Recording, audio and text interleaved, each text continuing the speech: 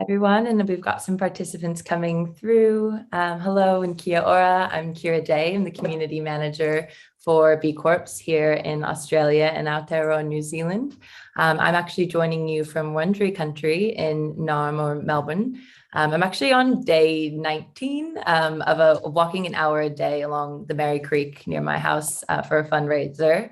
So this month, I'm definitely especially thankful for the ways in which not only the Wurundjeri people, but the many clans of the Kulin Nation have protected the lands and waters that all kind of lead into the Mary Creek. Because as we all know, everything is connected. So I'd like to pay my respects to their elders, past, present, and emerging. And also encourage everyone to have a look into the history of the land you're on today. Maybe even just drop it in the chat if you feel compelled. So there's actually never really been a more obvious time. I don't have to tell you that we're all connected. A lot of us are experiencing lockdowns as we battle with COVID across many parts of Australia and now in Aotearoa and New Zealand.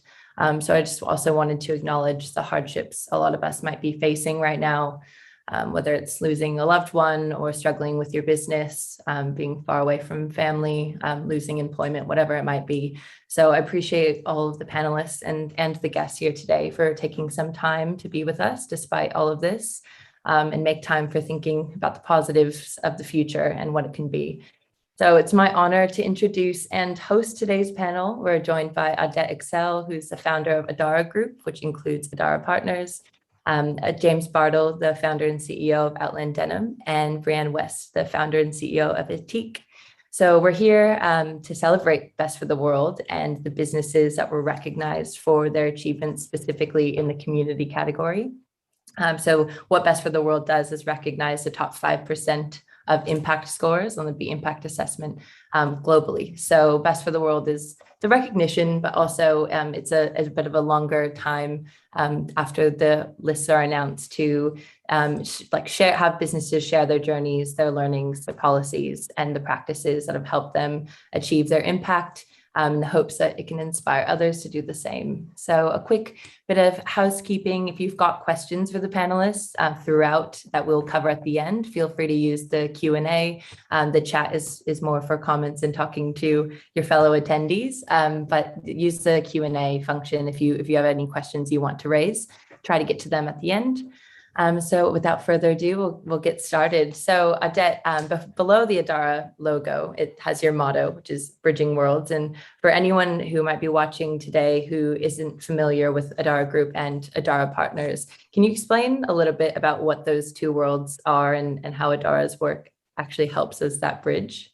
Sure, and kia ora to all those wonderful, my Kiwi compatriots out there, and g'day to all the Aussies. I'm a new in country, and it's a delight to be part of this conversation and to be here with James and Brianne. You know, we're changing the world one step at a time together. So Adara is a bit of a weird story of joy and tears. It's 23 years old, but you're right. Kira, Bridging Worlds for us is all about finding a way to engage across divide and move capital and power in the direction of those in need. So the Adara Group, broadly speaking, is a collection of businesses and not-for-profits. Our work as international development organisation is all focused on service delivery to people in extreme poverty in remote places. So we're health and education service deliverers. We're pretty well known for a couple of cool things. Preemie babies are our big gig. So we're amongst the world's leaders in care to preemies and low birth weights in low resource settings. We're also amongst the world's remotest service deliverers. So our most remote education project is 25 days walk from the nearest road up on the Nepali-Tibetan border. And at the centre of the Adara Group are our businesses, the little engines that could, if you like, and they are, believe it or not, investment banking, corporate advice businesses. They're entirely for purpose. We front face and advise the biggest companies in Australia on major corporate advice matters, and all the money that we make from our businesses goes to secure the financial viability of the not-for-profit. So we're working on the one hand with the most advantaged people in the planet, if you like, who are generating the funds, on the other hand, to provide service and support and stand with some of those in huge need. So we really are a bridge. And I profoundly believe that that's one of the many ways to change the world, is to engage across divide and bridge worlds. Absolutely. And thank you so much, Adette. And James, I would see Outland as a bit of a bridge or even a direct road in some ways, as you have this fully integrated, vertically integrated operation from, manufacturing up to brand. So can you tell us a little bit about Outland Denim's model?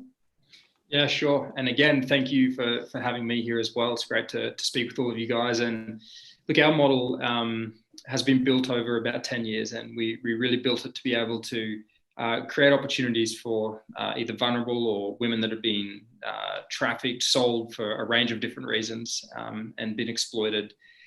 And it exists by giving these opportunities to people that probably wouldn't get it otherwise, and then training them into a career. And that can take a lot of time. That can take, up to 5 years before, some of our staff really add a whole heap of value back into the business. So it's a long-term investment if you want to think about it that way. But also then it's around the education and living wages, and then there's a pathway for wages to increase. And so ultimately, the people who work within our business model get to enjoy the same luxuries that we get to enjoy with having options available to them. And we've seen incredible transformations in the lives of the people that work with us and their families' lives as well. And the key in all of it is that it isn't coming in and saving the day, Outland Denim. It is that we are just creating opportunities for people to be successful themselves. And that has been a game changer in the outcomes that we're seeing through our business. Absolutely. And I've loved that you're not saving the day. It's very much about, empowering them with financial freedom, which I guess actually brings me, Brienne. I know that, a lot of beauty and personal care brands talk about the value that their products have on the customer. So it'll get rid of your frizzy hair or be chemical-free face wash or whatever it is.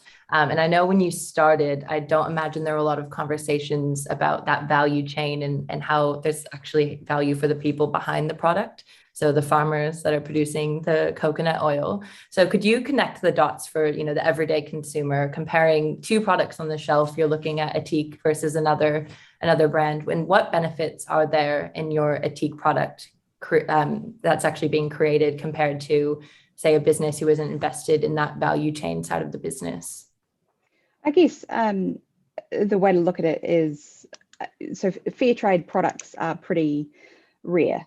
So therefore you could assume that almost all the products made out there are not fairly traded. So when I was founding Ethique, I really thought that was something I wanted to change. And when you have a look around at beauty brands, the odd one will say made with fairly sourced, say, coconut oil. And when you dig further into this supply chain idea, it's where they have bought coconuts, so the raw material, they have bought them from, say, villages and wherever. It could be Sri Lanka, it could be parts of Indonesia or Malaysia, it could be wherever, right? So they've bought them and they've paid a fair price for that coconut. That to me is not real fair trade, because those producers, those villages, are missing entirely on the value chain, because the value in so many of our ingredients and so many of these products is in the finished product, not necessarily the shampoo bar. I'm talking about the coconut oil. So whenever we work with our suppliers, we try and get them to do as much of the value chain as they can. So we buy coconut oil from Samoa as opposed to buying coconuts. Now that's pretty unusual. It's not something we see in the beauty industry. And look, at the end of the day, it's only a benefit to a consumer, and if that consumer cares about people.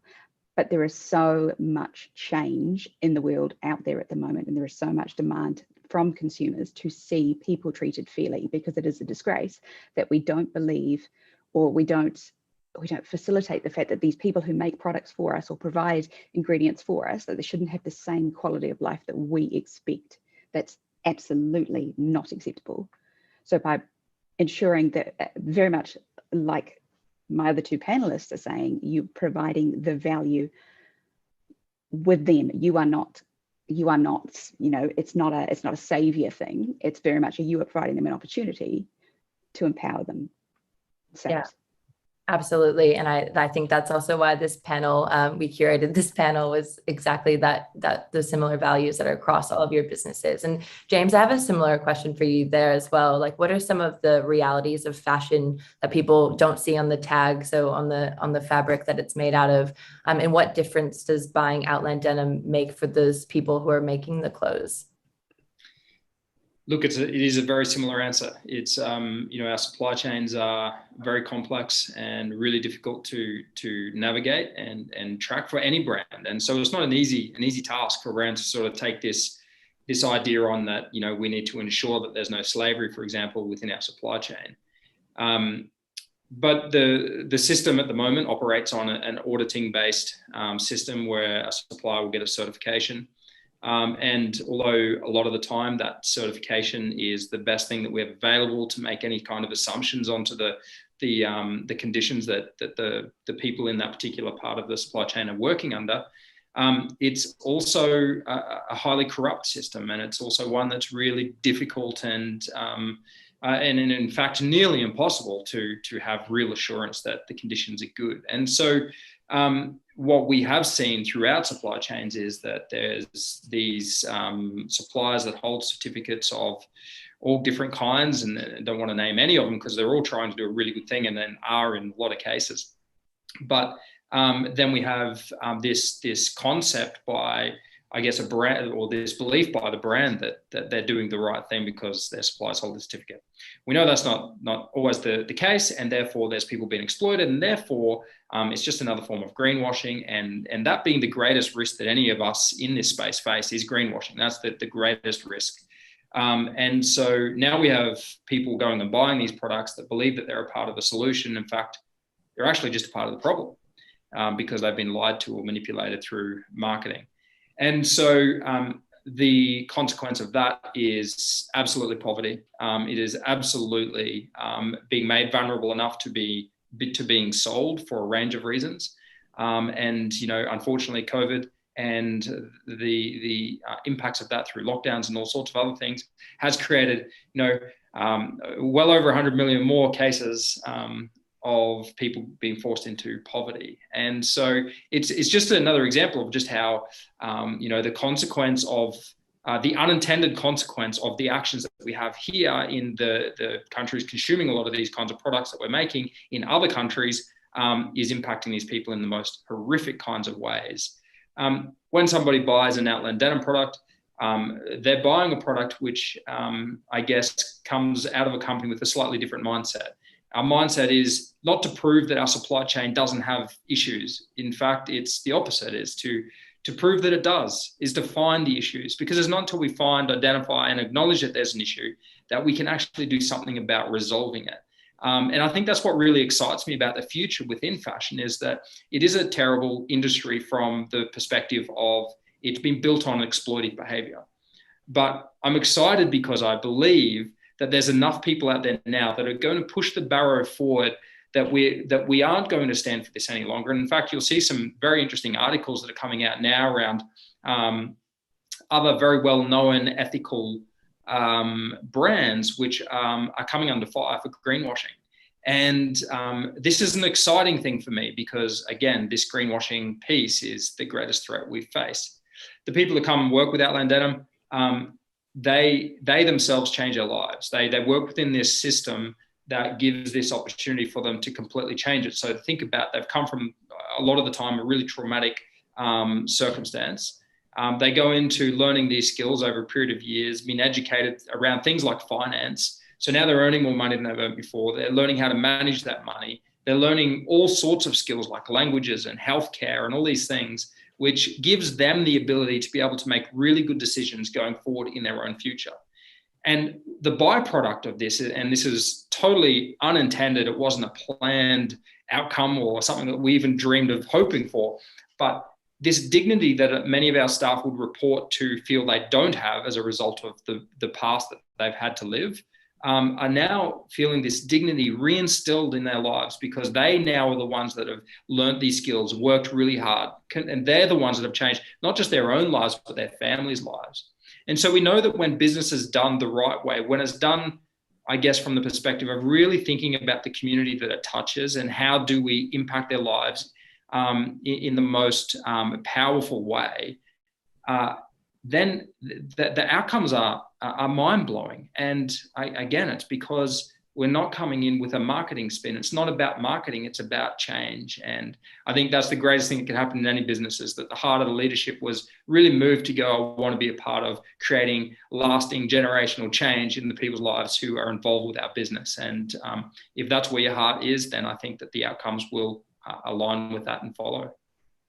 And Odette, I know, thank you so much, James, for that answer, because it's made me just think so much about the work that Odette is doing, which is really filling in those gaps for some of the people that maybe aren't accessing, amazing employment opportunities and services, from Outland Denim or other similar employers. And Odette, a lot of the time you're working with, the most vulnerable communities who have often kind of been, subjected to some of this exploitation that some of these other businesses and corporations are causing, or even just the systems in place. And you're bringing them just basic access to care and healthcare and services, but it's really life-changing in a lot of ways.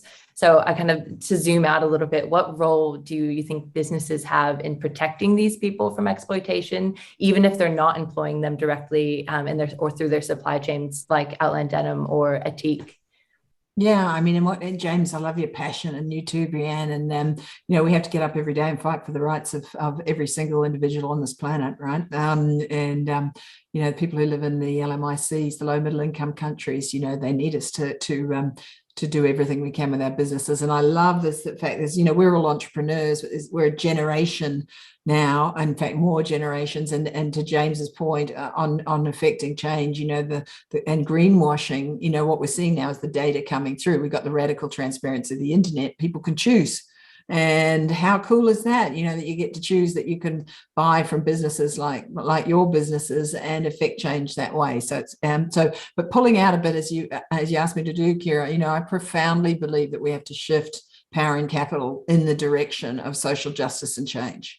And I also believe very much we're all just one stitch in the tapestry of that. So, we can do it by building brilliant businesses that seek to employ people who need to be unleashed. We can do it by sitting on the boards of the biggest companies in the world and ensuring that they move in the direction that James and Brianne are talking about, whether that's Modern Slavery Act with all its flaws and its nascent, beginnings to affect change, whether it's TCFD reporting and climate change action plans, any and all of it across the spectrum of change for business. We need to be involved and touching each piece of that. And so for me, it's not about protecting people. It's about providing people with, their human rights and social justice, and unleashing them, in the ways that both James and Brianne talk about. And we can do that whether we're in big business or an entrepreneurial business, whether in NGOs or whether in hybrids. And we do it by putting our hearts and our heads together, right? So that's the most powerful thing that I've ever seen, is when people's brilliance is unleashed and connected to their heart. And once you get that, as James says, anything is possible, right? And we're the three lucky examples of people who have seen that, even through all the ups and downs and the mistakes. And I feel enormously optimistic that we are bending the world in the right direction. The difference now to 20 years ago in the business community is just extraordinary. And it's a movement, right? It's unstoppable now. Consumers, regulators, investors, business people of all ages, right across our world are demanding a change from business and a better world. And it's happening. Not fast enough. Too much greenwashing. I get it. But it is happening, and it's just wonderful to be a tiny part of that movement. And it's actually even gone beyond just greenwashing. It's kind of this purpose washing as well. And I think we've seen demand for B Corp certification go up as a result, because people are kind of wanting to show that they actually are committed, and not only are they going to, do what they say, they actually want someone else to kind of verify that.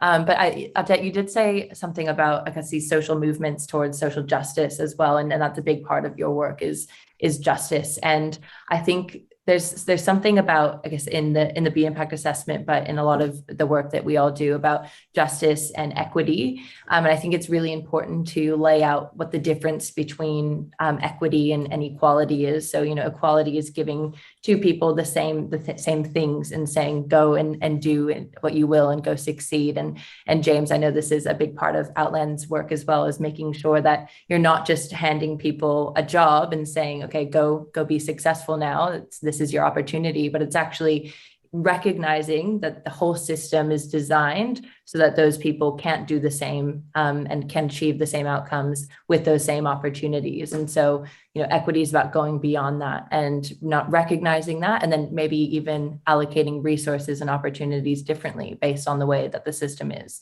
And so the reason I illustrate that point is because, James, Outland takes this approach of creating opportunities for people who, have experienced or are vulnerable to exploitation. And it's very much that focus on equity. So through training and resources around, financial management, as you mentioned earlier, or health, rather than just providing those jobs. So what's the next step for you, I guess, to go deeper into fixing some of those root problems of the, the economic and social conditions that have led those people to be in those positions? Look, I think I think education is so key in so many of these things. It's when people are hand to mouth, desperate for to be able to feed a family, it's very difficult to think about the future and how to really make some wise decisions. So step one, ease that burden. They're earning enough money, they're able to maybe be a little longer sighted, and then start to teach them about some of the skill gaps that maybe they have that we probably take for granted just because we got to grow up and we've got free schooling. It's incredible what we were given just by living in New Zealand or Australia.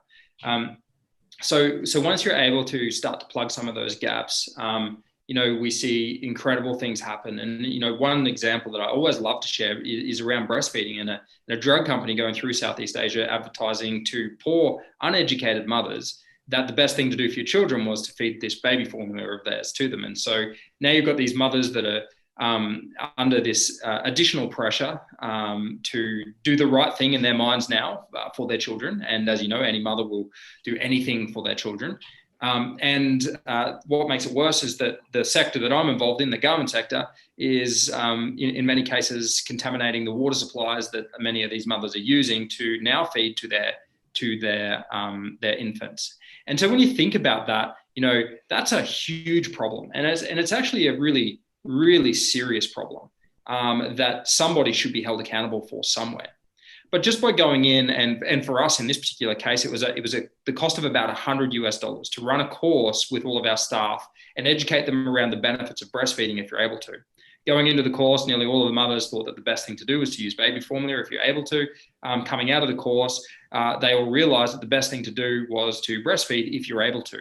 Now, that then gets passed on generation after generation. And so that's just a small, really small, high-level example of what can happen through education. Now, if you go deeper and deeper, and you could consistently offer this education just as a part of being employed that gets passed on to children, which provides better opportunities for them to be educated, then what could happen over time? So really, for us, it's about continuing to expand and get wider to offer this to more people, because we think that the more people you're able to offer these opportunities to, the stronger their communities become. And then that ultimately has an impact on culture. And I don't mean culture in the way of turning Khmer culture into, something that aligns with an Australian culture. I don't mean that at all. What I mean is, some of those cultural challenges that people face based on the way things are done because of the lack of, if you can now provide, I guess, the ability for them to not be lacking in those essential things of life, then the cultural change that happens in a community is incredible. And we've seen it happen on a very micro scale. So for us, it's about expansion and employing more people. And that directly links to selling a product. So you've got quite a challenging, I guess, model there, because, one of our commitments is to our environment. And, if you're producing more product, what are you doing to the environment? But my firm belief is that if you can harness the power of consumerism And you can use all of that momentum to be able to come up with ways that leave not just the people in a better position, but also the planet through innovation and creating better ways of producing whatever product it is that we produce. Then ultimately that's got to be the end goal. It creates more jobs and more opportunities for people to be able to be prosperous. There's so much in that. And I think one of the things that you said about education reminds me of there's this, so many studies into the best actual way for climate solutions to progress. And the most likely chance that we have of kind of getting out of the climate crisis is educating women. And I think there's something that you said too about consumption and actually harnessing the power rather than kind of shaming people into this idea of stop consuming, which, can be effective in a lot of ways. But then if the only things that you're consuming aren't made well or aren't actually creating purpose, what good is that doing as well? And I think, Brianne, for you, that, that's the whole model is that, that people are going to use beauty products, especially, the cleaning products or hair products and things like that. So do you think that, business is really able to solve that? Would you agree with that, Brianne, that, businesses are able to solve the problems of consumption by first, I guess, redirecting the resource to the right place, or do the solutions need to come from elsewhere? I believe business is the fastest way to create positive change. I believe if you wait for a government, particularly an Australian one, you'll be waiting forever. So yes, I believe the responsibility lies with business. And the exciting thing, of course, is consumers ultimately drive businesses. So what consumers want, businesses will have to create, or they will become largely irrelevant and will go out of business. I absolutely agree with everything that James just said. It is. Yes, it is. I've always felt a little bit odd saying I'm an environmentalist, or I keep doing this too much. But I've always felt a bit odd saying I'm an environmentalist when I literally, for a job, at the end of the day, I sell shampoo bars. But at the end of the day, people are going to continue to buy hygiene products. And at the moment, that's particularly important. But also, next time you sit next to someone on a plane, I think you'll find it's pretty important that they've bought deodorant, right? So we're not going to change people's behavior, and thinking you're going to, you're delusionary. People don't change that easily. So you need to make a more sustainable change an easy one. And that's why a genuinely sustainable product that has as clean as possible supply chain, and I'm not saying we're perfect because we're absolutely not, and there is so much more we can do and will do.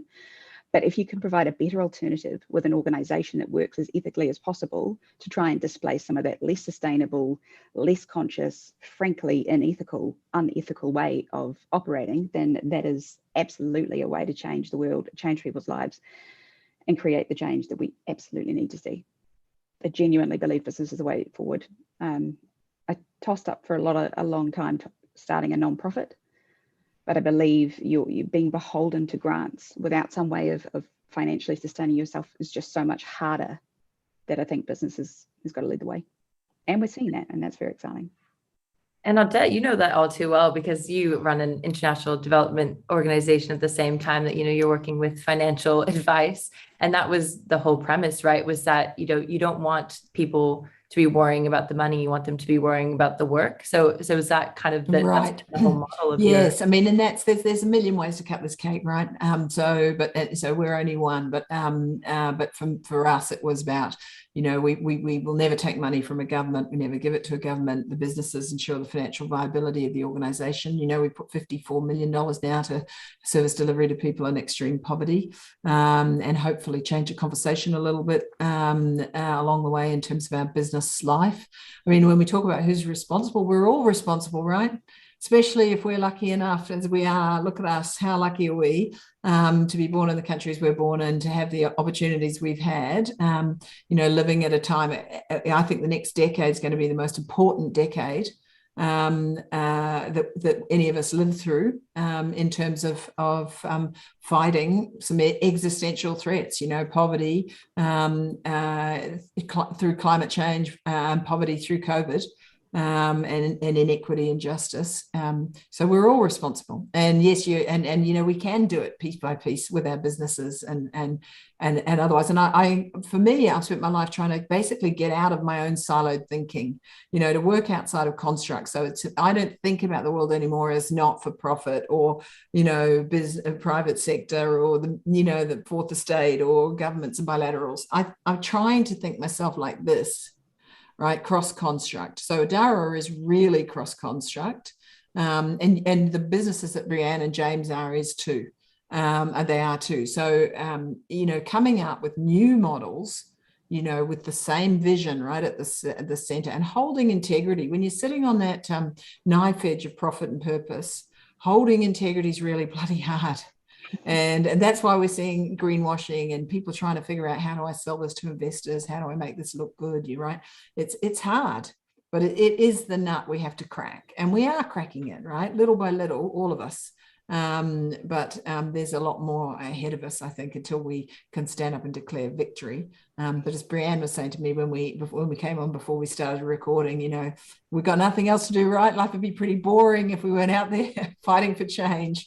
And I believe that to be profoundly right. We've just got to, get at it, see the light in it, see the joy in it.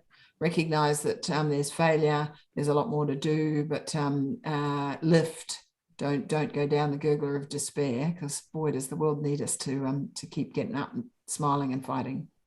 That is such an important message this week, especially a lot of us in lockdown. But I know there's also the IPCC report about climate change. I think a lot of people are feeling quite hopeless at the moment, but that integrity and kind of keeping going, keeping fighting is, I guess, why you're all here with us today. And actually last week in the panel, two of the panelists said if they could give advice to their previous self, 10 years ago in the last decade, they would actually tell themselves not to start their businesses because it's so hard. And I think that I really paused on that because, I don't know what it's like to run a business, especially in the times that we're running them today, where it's so difficult to, know where the right moves are and whether you should be worried about the longevity of your business or your staff's well-being right now. Some of those questions might seem more obvious to people like me, but for a business owner, it's incredibly difficult. So, we're celebrating, the achievements that they've had. And meanwhile, they're kind of having those thoughts. And we're now, celebrating some of the achievements you've all had and talking about that. So I'm pretty happy time travel doesn't exist for the sakes of those businesses. But if all of you could go back and kind of give your younger self a piece of advice before founding the businesses that you did, would you? And what advice, I guess, do you have for yourself if you could? I'll go.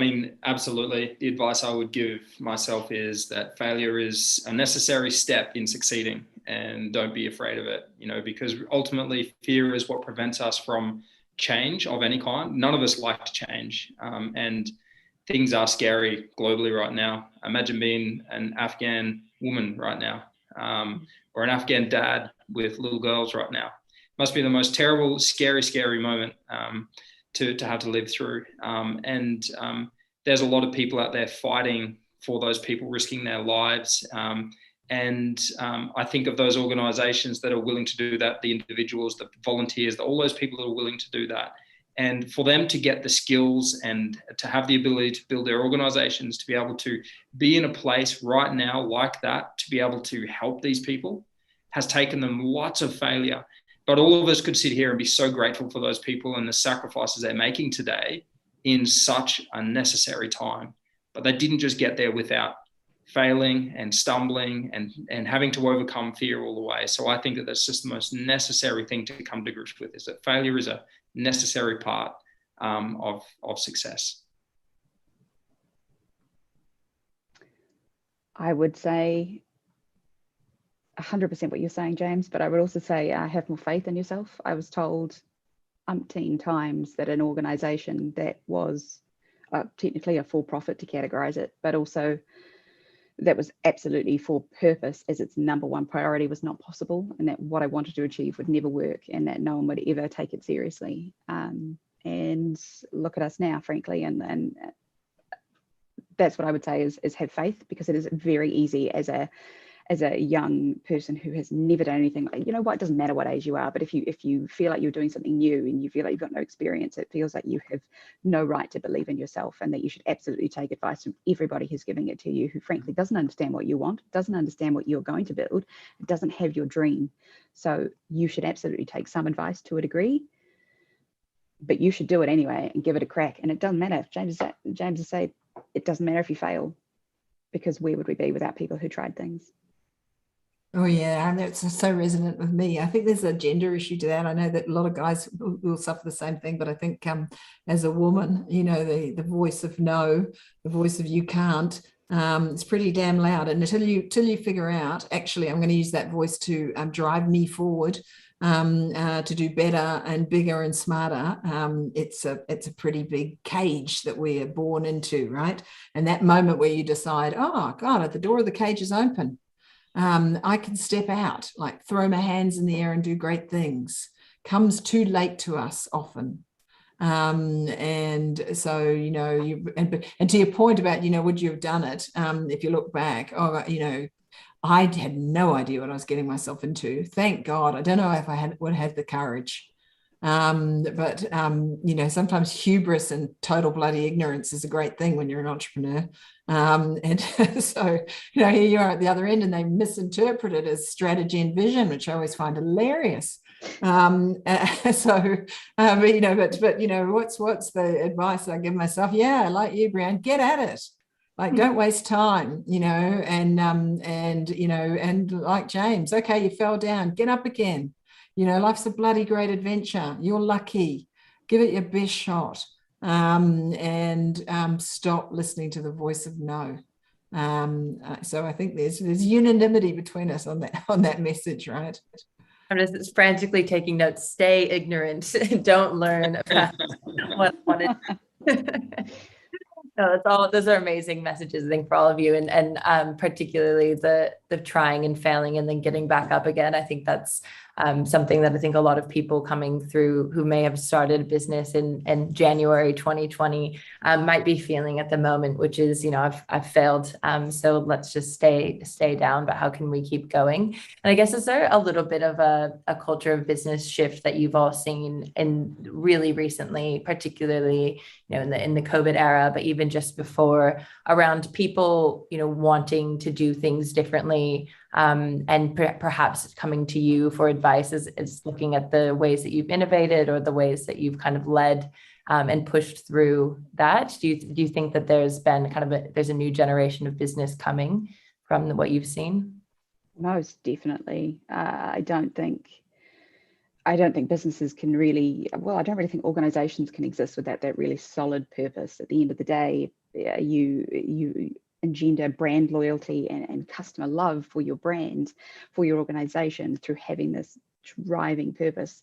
And look, yes, for purpose, organizations can still make money, and that is of course important if you are, you know, trying to scale, so you need investment. But that purpose, that something beyond just making money, is so critical to hiring really good teams, inspiring your suppliers, inspiring change, and really driving consumer loyalty. And that is how we create change. I say it every single time I do a speaking event or I do mentoring, is what is your purpose? Why you get out of bed in the morning? So if you don't have a strong one, money is not strong enough for most people. And did you face, I know we talked about the voice of no, particularly for women, Odette flagged that before. Did you face some of those, I guess, barriers to investment early on, just because of, you know, not having a lot of faith in the fact that you were a young woman? And Odette, you work in the financial services industry, you play in, you know, a bit of a historically a boys' club. You know, what are some of the things that you've kind of come up against in the ways that you've pushed through them? I mean, somebody asked me once, you know, have you ever faced discrimination? And I said, of course I bloody have. I'm a woman. But, you know, when I compare it to, you know, what other people deal with, you know, yes, of course. And it took me a while to figure out it was a massive advantage to be underestimated. Once I figured that out, you know, things started to unfold in a different way. Also, you know, when they bury me, they'll write on my headstone, bloody hell, she was tenacious.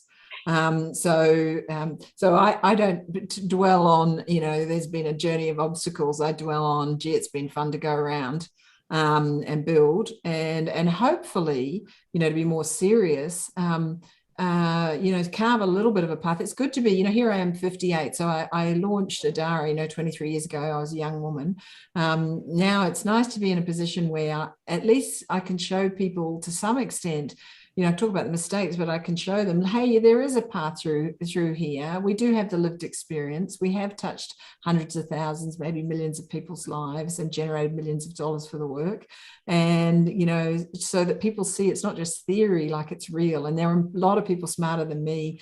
And now I've got, of course, this awesome team around the world, and they're brilliant, but they're bigger, better stuff coming. And I hope that we're one piece of encouraging people, one little bit of inspiration for every little girl or every little guy that comes out to say, hey, maybe I can have a crack and do something, kind of cool and interesting and different and to make change. So yeah, of course, there's been a whole series of hurdles. Can I just go to the point on purpose that Brianne made, though, which I love to hear. With 23 years ago, I've have sat on a number of boards. So I've been in Australia, I was 8 years on a large insurance company board, Suncorp, and I'm about to go on the board of Westpac, big bank. In the early days, when I talk purpose in boardrooms, overseas as well as here, some of the guys would just roll their eyes, like you could just see it happening. They'd be like, oh, here's Odette on the purpose bandwagon again. It just cracks me up now that it is the number one thing that's being talked about at every single level. Like before we talk about the business, let's talk about our purpose. There is a zeitgeist shift happening, and it's not just COVID, it's decades. But Brianne's absolutely on it. You're not going to survive as a business if you don't understand why you have a right to exist in the world, and the community doesn't buy that. So, purpose-led business, purpose-led hybrids, purpose-led in any sector of the economy you want to work in. That's the answer, right? To keep us all going and get us through. So forget about the obstacles. That's a gnat on the elephant's backside for us. We're so lucky. Let's get after what change we can make. That's where my focus really is, and is going to be for the next 20 or 30 years. I think there's actually a bit of a shift, not even just, let's figure out the why, but it's actually a risk. Like you said, people are asking, what's your license to operate? And now you see, the heads of huge investment firms saying that it's actually a huge risk to, shareholders if you don't have a purpose, or you're not investing and thinking about all stakeholders. And James, have you seen, you just did a capital raise of crowdfunding. I think you've done 2 now, is that right? And that's very much part of, I guess, the success would be people want to invest in businesses with purpose and who have clear commitments, but also demonstrated, real action. And what was that like going through that process over the past year and a bit? Yeah, well, it was a terrible time to be raising, actually. It wasn't a great time. And I think both times we've done a capital raise in this way, we've had national lockdown. So we promised not to do it again. But we firmly believe that that there is a huge community out there that want to be able to use whatever it is they have, whatever resource, whether that's talent, whether it's money, time, to be a part of creating some kind of impact on the world that we live in. I've never experienced it like this. I've been on this particular journey for 10 years now. And I can remember only 5 years ago talking to people about this vision and what I was trying to achieve through it. And there was very little interest. It was cute, that's about as good as I got. But today it's different. And today I do get the ear of fairly high profile people wanting to know more because they see opportunity in what we do. Now, I'm contacted weekly by somebody starting up something that is a purpose-driven business. Now, for many of them, I don't think it's legitimate. I don't think it's genuine. But I'm also okay with that because we've kind of created this culture where, well, tell us why your business should exist. Just like what that just said, what's your license for existing in the world today? And unless you've got a good reason, well, we don't really want you to be part of it. And so that's really good. I think it's going to drive more people to think about why should my business exist and what do I add? What value am I adding to the world? And ultimately, if we're not adding any value to the world, then there isn't a place for us. And in the future, I agree with everything the guys have said this morning is that you won't exist. Business is tough. The last 12 months has been particularly tough. But I tell you, for those that make it through, it's only made us stronger and better at what we do. So ultimately, it's just like and accelerated learning. I love that. And what a beautiful note to be wrapping up on is just that a bit of inspiration, but also a bit of looking forward to the future and what we can expect from businesses, which is just a basic expectation to justify the why, which you've all done an amazing job at. So thank you everyone for joining us today. Take care, stay safe, stay well. And thank you all, Brianne, James, and Audette for joining today. It's been a lovely, lovely day with you all. Thank you, Kira.